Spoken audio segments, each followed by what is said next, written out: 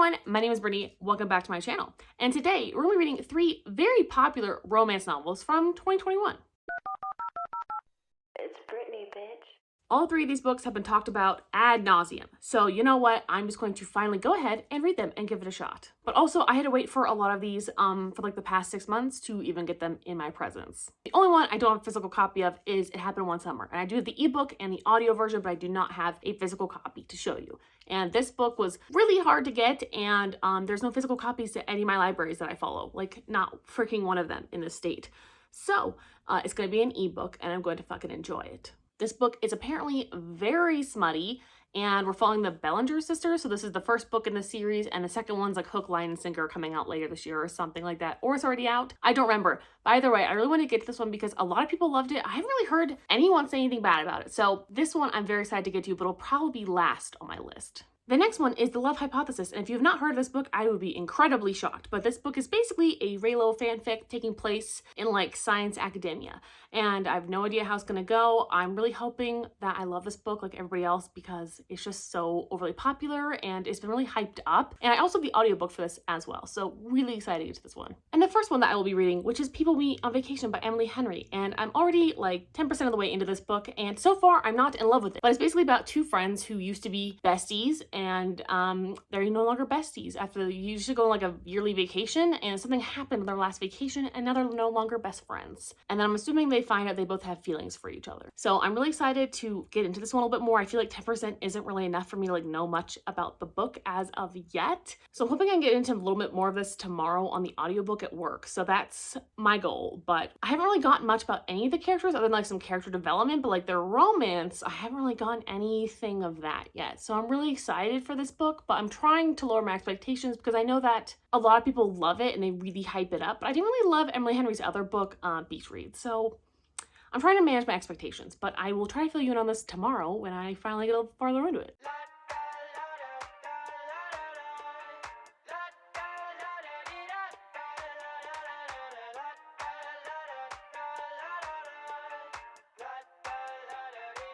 I got my head out the sunroof. I'm blasting our favorite tunes. I only got one thing on my mind. You got me stuck on. So it's been a few days since I last talked to you, but I surprisingly ended up finishing People We Meet on Vacation by accident. I didn't read it for like a whole day and a half, and then I finally got to like 50% at night, and I was like, I'll fill them in the next morning, and then I ended up listening to the rest of the audiobook at work that day. So I finished it.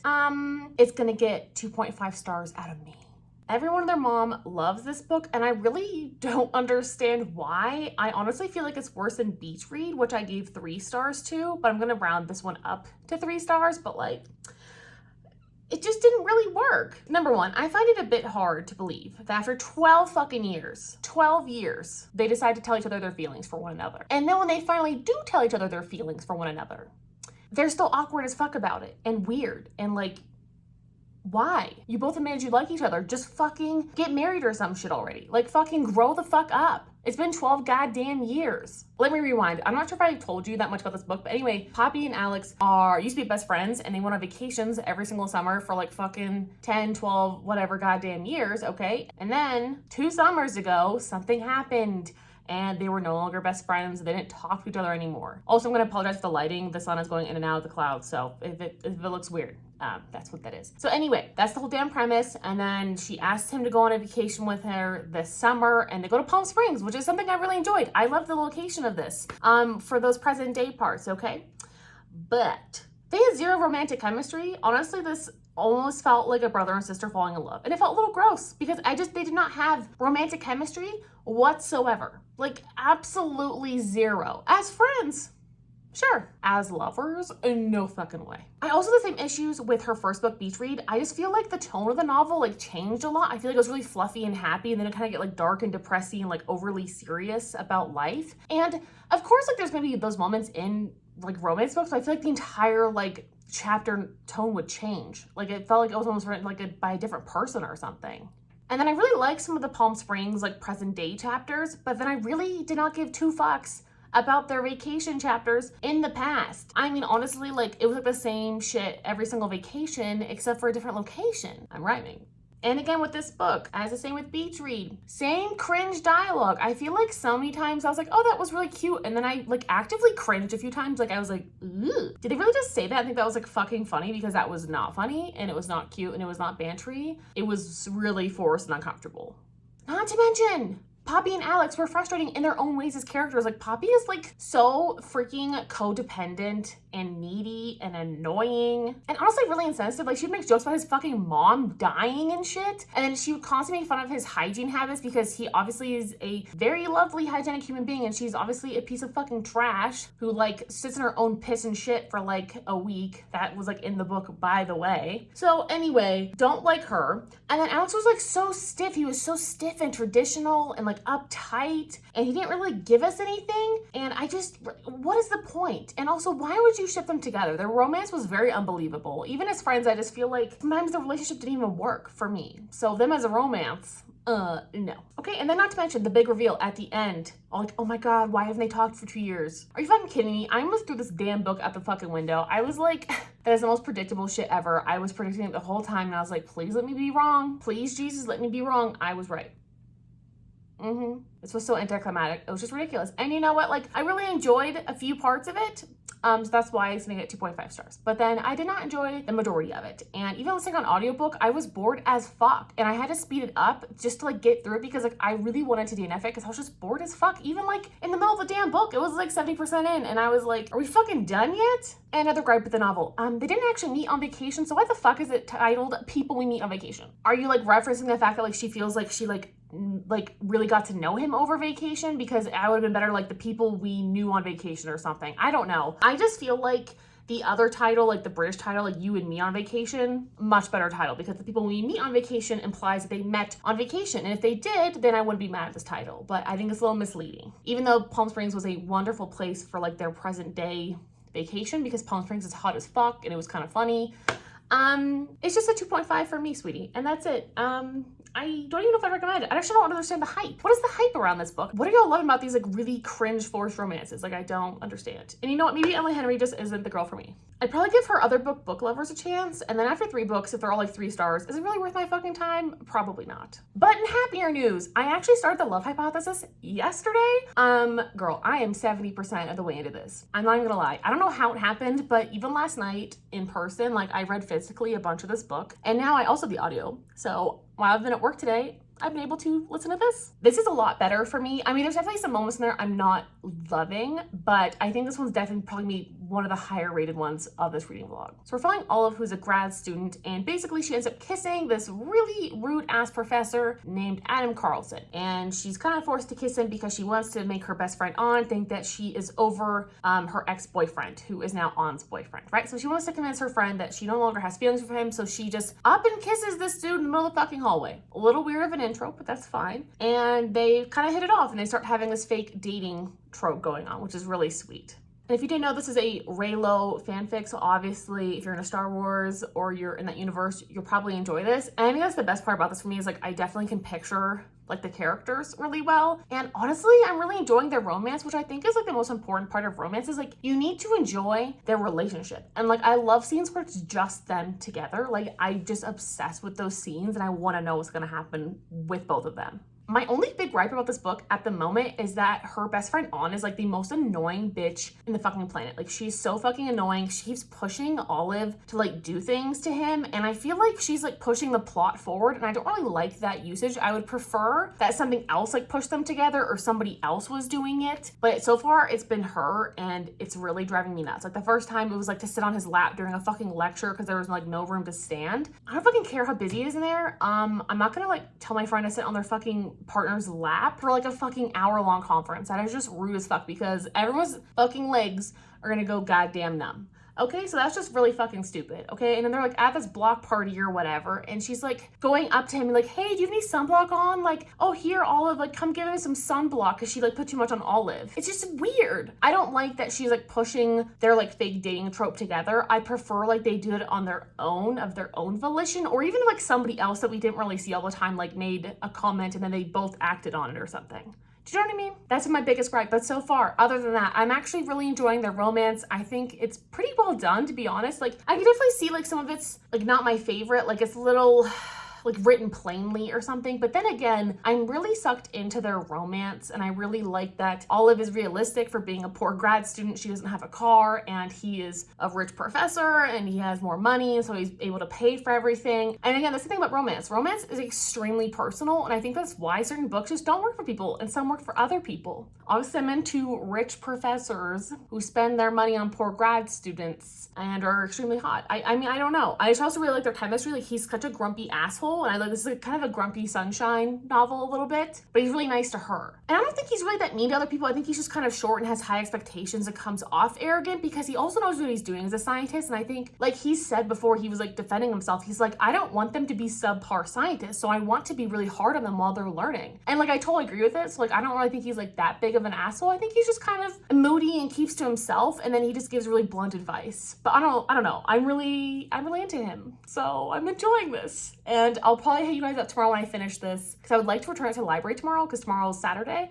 which is when I like to go like drop off my books or go pick up new ones. And so I can finish this. That would be great, because then get rid of 2 of my physical books. And I'm sure I can probably finish the 30% tonight, because I don't know if I can stop myself. Let's see if this is at least a 4-star. It's looking like that at the moment. Thought of you, you're making me feel brand new. You're more than a sunshine in my eyes.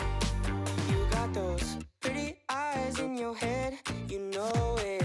You got me dancing in my bed, so let me show it. So I ended finishing The Love Hypothesis last night, as I predicted, and I'm not 100% sure on how I feel about the rating, but I feel like it's at least a really good 4-star. I really enjoyed a lot of this book. I feel like I really enjoy Ali Hazelwood's writing, and I know that she's coming out with some new books this year, so I'll definitely be trying to pick those up, because I really like the way she writes. I feel like I've also really rooted for our main romance, which is something that's kind of rare for me in romance books. Like, I really was like vibing with them, and I really love their relationship. There are definitely a couple things I didn't like. I didn't really like how An was like a really pushy friend. It was kind of pushing the plot along, especially in the beginning, and making it like really cringe and awkward. And like, I just felt like secondhand embarrassment from like her doing that. I also didn't like how she was pushing her technically demisexual / asexual friend into doing this, because, you know, it's never like fully discussed, but she basically thinks that she is asexual, but she kind of realizes that she's potentially demisexual, which means that you need to have an emotional connection with someone before you can feel sexual attraction. And I think that was really cool to add in as a character. I really liked that about her, because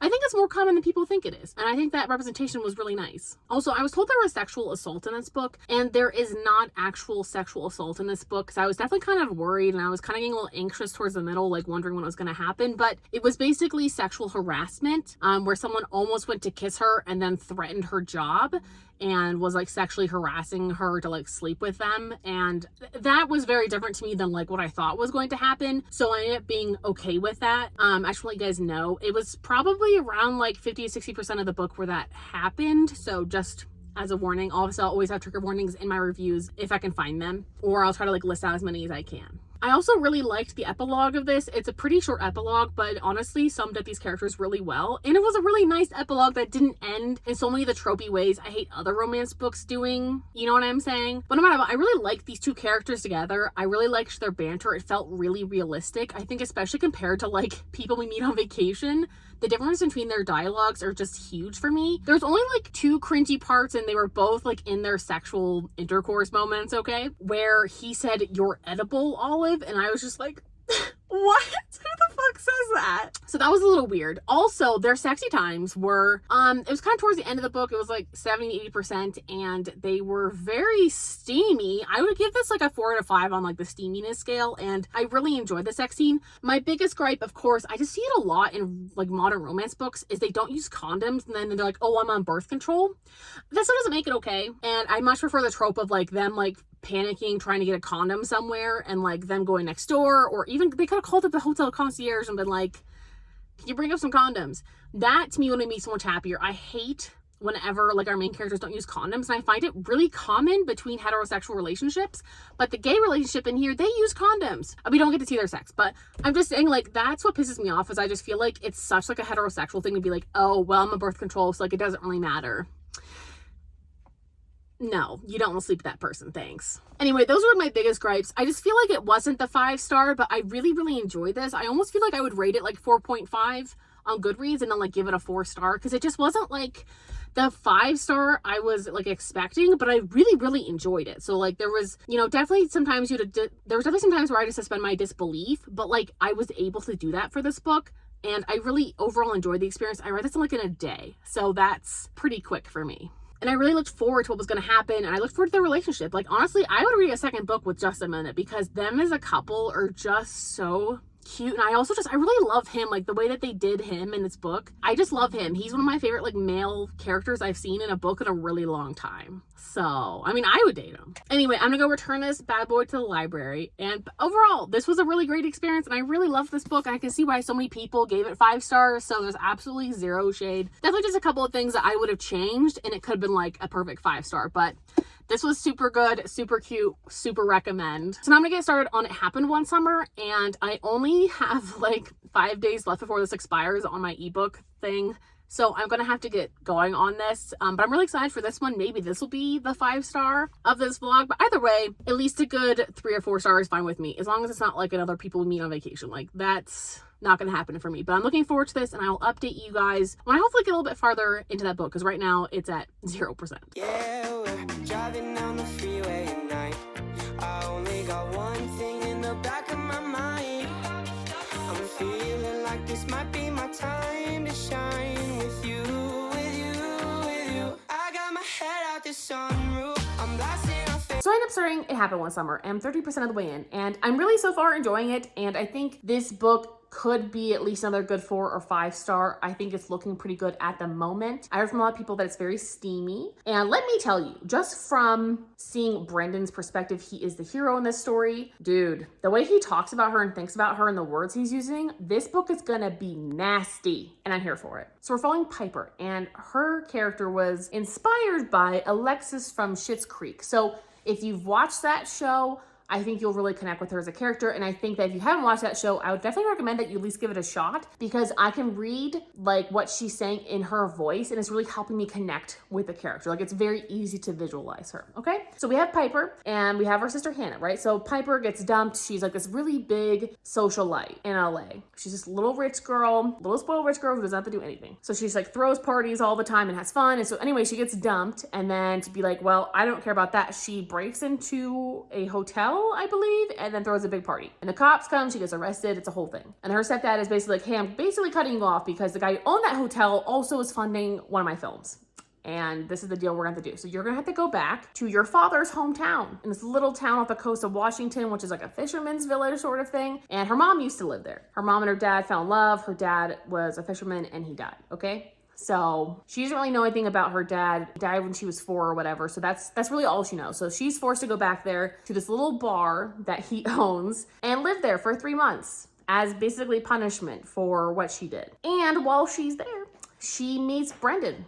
Do you have to scratch the fucking carpet when I'm in the middle of a fucking video? Anyway, she meets Brendan and I think they're gonna start to fall in love. We haven't really gotten there yet, but honestly, there have been some parts I've already laughed out loud at. Like, I'm kind of surprised, but there was a few really funny like quips from both of them. They're both really funny and bantery, and this kind of banter is working for me. I'm a little concerned about how steamy it's gonna get because there's a lot of like, I would say like adult words used to describe her body, and I'm a little worried because sometimes when it goes a little too nasty, I just can kind of like not enjoy the smut, if that makes any sense. But this is my first test of Bailey, and I know she's pretty smutty, so this could be a good test for me to see if I actually like her writing. So I'll hopefully update you when I get to like the 70% mark and let you know how it's going and let you know how the smut is if it happens by the 70% mark, because I'm really looking forward to it, but I'm also a little scared.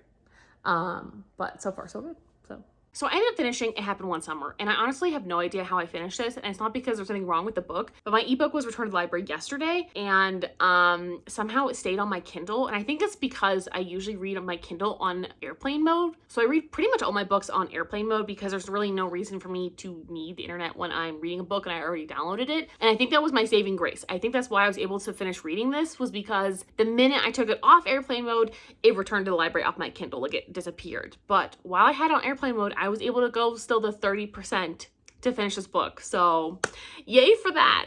And I finished it, and I think I'm gonna give it probably 4.25 stars. I think I'm gonna give it the same rating as Love Hypothesis because I like them both for different reasons, but neither one of them was like a 5-star romance experience. So in this one, obviously we are following our socialite and the fisherman. And I really liked them as a couple. I really loved it. I really enjoyed this book up to like the 60% mark, and I feel like past that point, it finished way too quickly. You know, I don't like the third act conflict. I didn't like how quickly everything was like resolved, and it just didn't like, that part didn't work for me. Also, they do have sex without a condom again, but I can find it a little more forgivable because it's a socialite and a fisherman instead of two very intelligent biology scientists. So I was kind of able to give them a little bit more of a pass, and also was discussed in a better way.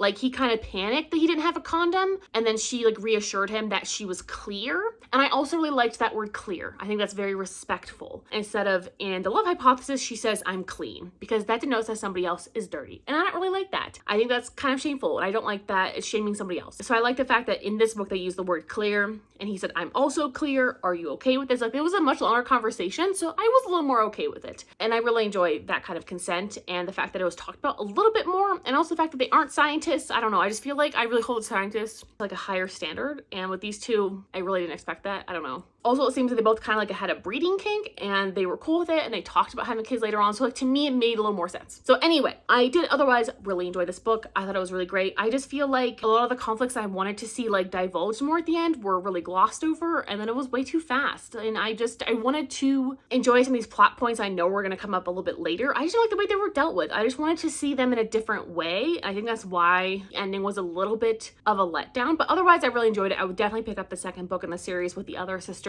Really looking forward to that. That was definitely alluded to. So I like those little breadcrumbs that we have for a little bit later, which makes sense for the second book. I have no idea if it's seen out yet. I need to go look it up, but this one was really good. It was very smutty, and I would definitely read more of her work if I want something very smutty, because I think the sex scenes were so well done. They were hot. They were steamy. They were creamy. They were delicious. I really enjoyed those, and I think that she obviously has a very nice gift in writing smut scenes. So anyway, please let me know if there's any other romances you'd like me to read down below. Maybe your favorite romance of last year. I'm definitely looking for some new favorites. I want some new 5 stars. 4 stars are great as well, but I really want some new favorites. You know, I haven't found a new favorite romance all year, so I'm really kind of looking forward to that. So let me know what your favorites are down below. Again, thank you guys so much for watching. I really appreciate you. Have a lovely, fabulous day. I'll talk to you guys next time. Bye!